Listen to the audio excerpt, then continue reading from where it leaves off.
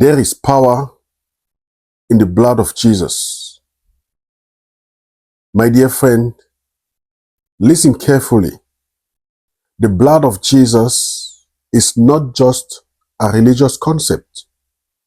It is the legal evidence of heaven's redemptive covenant with mankind.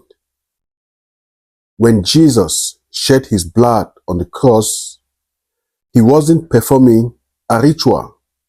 He was sealing a kingdom contract, a divine transaction that reclaimed authority, restored dominion, and re-established the government of God on earth.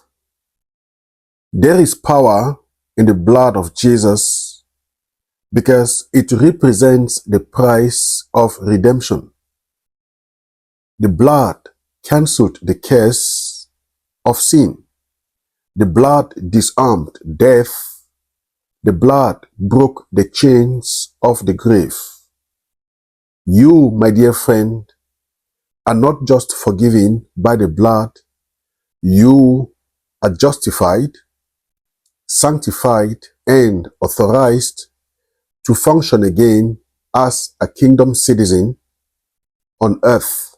The Bible says in Hebrews chapter 9 verse 22, without the shedding of blood, there is no forgiveness. That means the blood didn't just forgive you, it qualified you to rule. You are legally restored to God's original intent, dominion. So don't just sing about the blood, invoke it, declare it, apply it, live in it, because when you understand the blood, you stop living like a beggar and start walking like a king. Let us pray. Almighty Father, we thank you for your grace upon our lives. We thank you, Lord, for the blood of Jesus, pure, powerful, and permanent. We thank you that through his blood, we are not just saved, we are authorized. I declare that this month of May, the blood speaks for us, speaks healing, speaks freedom, speaks victory.